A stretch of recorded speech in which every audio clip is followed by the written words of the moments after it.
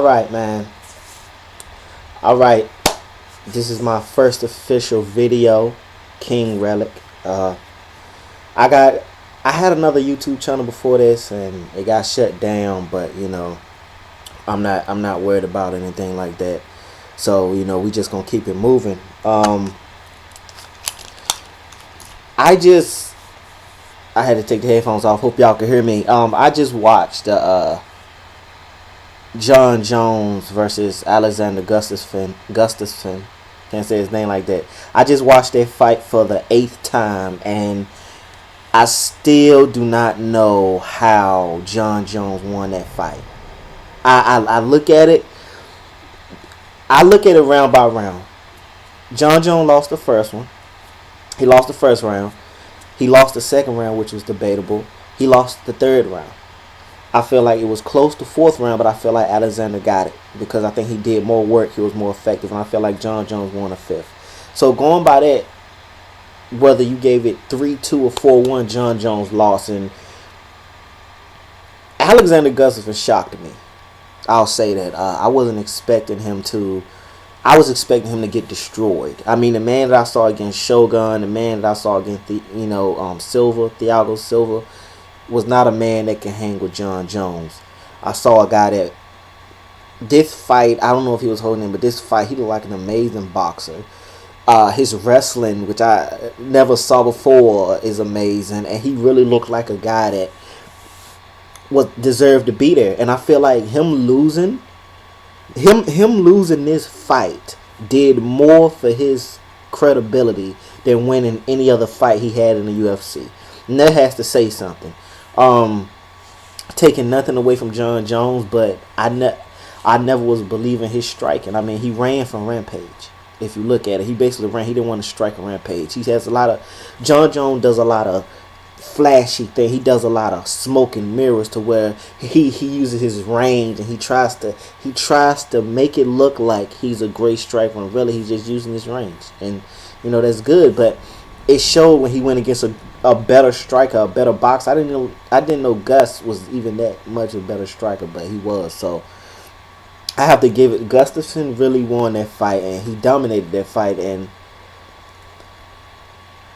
I'm not trying to say conspiracy, but I will say this: you have to beat the champ.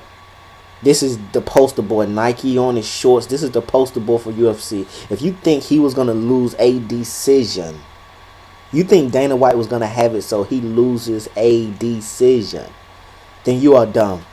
Dana White is not going to allow Jon Jones to lose a decision like that. I'm not saying he had anything to do with it, but the UFC built like this. I'll put it like this.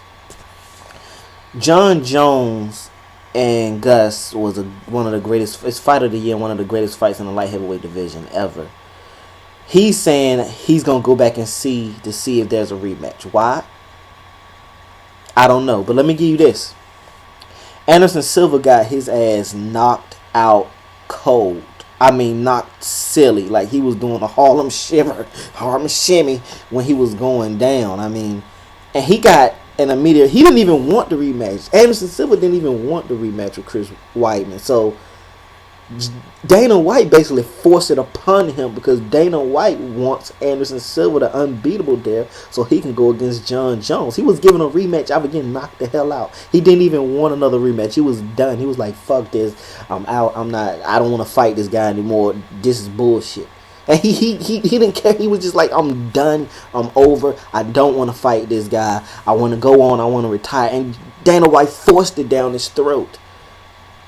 Chris Weidman won the first round. Say what you want to say about Anderson Silva playing. That's his game, and Chris Weidman beat his ass in the second round, knocked him out. And Anderson Silva had to get forced into a rematch. And Gustafsson, he won that fight in most people's eyes. And now he's basically going to have to beg to get a rematch. These fans are going to have to beg to get a rematch when he clearly won. And one thing I want to say about this fight is I think it shows that Jon Jones is not ready for the heavyweight division. I don't think physically he's ready. I think when they came to size, I think this shows that when he goes against somebody his size, that he can't compete. Not saying that size matters like that because Stephan Bonner was 6'4". He was never a champion. He was never close to sniffing out a championship. So I think people taking his size too much, and I just want a rematch to end it all. I just want a rematch to sell it. It could either go this Chael Sonnen Anderson Silva way, or it can go the Lyoto Machida Shogun way. In an Anderson Silva match against Chael Sonnen, a lot of people he got a lucky submission and won. In the second match, he submitted him, choked, made him tap out. He beat him up. He beat him up so bad that Chael Sonnen gave up. TKO, whatever you want to call it. In a Shogun match, Shogun kicked his legs, and a lot of people felt like he won because of the leg kicks, and a lot of people felt like when he came back, he was going to get destroyed. So what happened? He came back and he knocked his ass out. So is the champion going to adjust and win in Jon Jones, or is the challenger going to come back and finish what he started at Alexander Gustafsson? And I feel like, what's the guy's name? Excuse me if I got it wrong. Glover Teixeira. Glover Teixeira is the number one contender.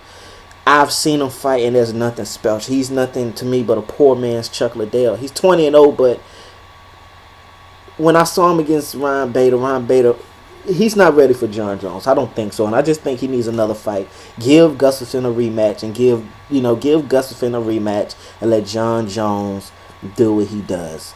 Let them fight and see who the real winner is. And let's let all this political bullshit. If you're going to give Anderson Silva a rematch when he got knocked the hell out silly, got dominated that fight, he didn't even want it, and you forced it down his throat. If you're going to give Frankie Edgar that many rematches, if you're going to give him a rematch against Ben Henderson, nobody deserves a rematch. If you're going to give Junior Dos Santos another match, what's this, the third match between him and Cain Velasquez, after he got his ass beat, you have to give Gustafsson this rematch. I'm sorry. You just have to. Great fight. I feel like Gustafsson won. Congrats to Jon Jones, and I can't wait to see the next fight. Oh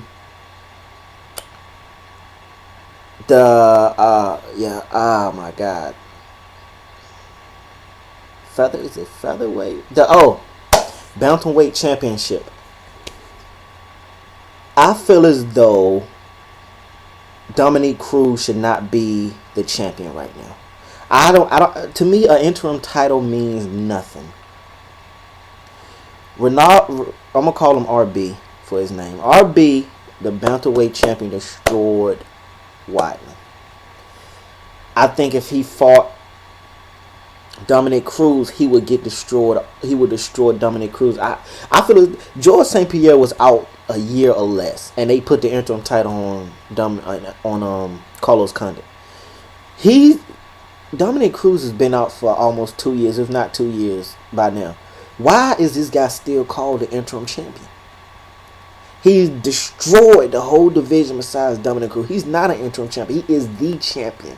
Interim titles don't mean a damn thing. I don't consider Carlos Condit a former champion because all he did was beat Nick Diaz and then by kicks and shit, and then he came back and he got beat by George St. Pierre. That's not a champion. Interim championships don't mean shit in this business.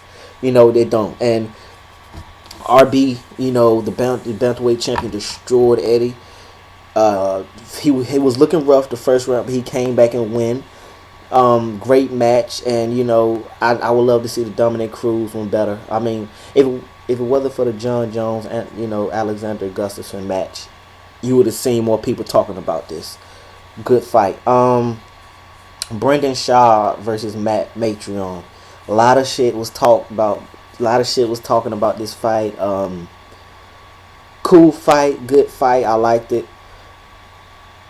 I think Matt Matreon doesn't take this sport serious enough to be where he's at. I don't think he takes it serious enough to garner the types of fight. Like, they want to put him in major fight, but I don't know. I don't think he takes enough serious to actually be a winner. And, Brendan Schaub, I think, is improving. I would love to see him face Nogueira again. He could have won that fight. I just think it was the battle of who wants it more, and Schaub won. Matreon is the more talented fighter, but Schaub won.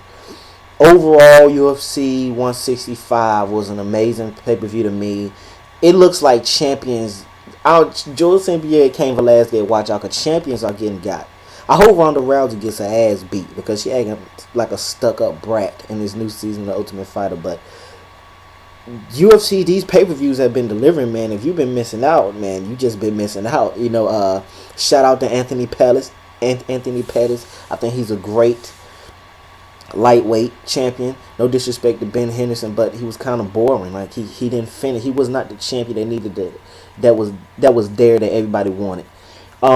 If y'all didn't know, he would not be what was his name? Excuse me, I'm wrong. Grant will not be fighting Anthony Pettis. It will be Josh Thompson, and I feel like it's going to be a great stand-up match, and I can't wait to see it. So, overall, 165, I had to give my prediction of what fans say I think they would think is good. A rating,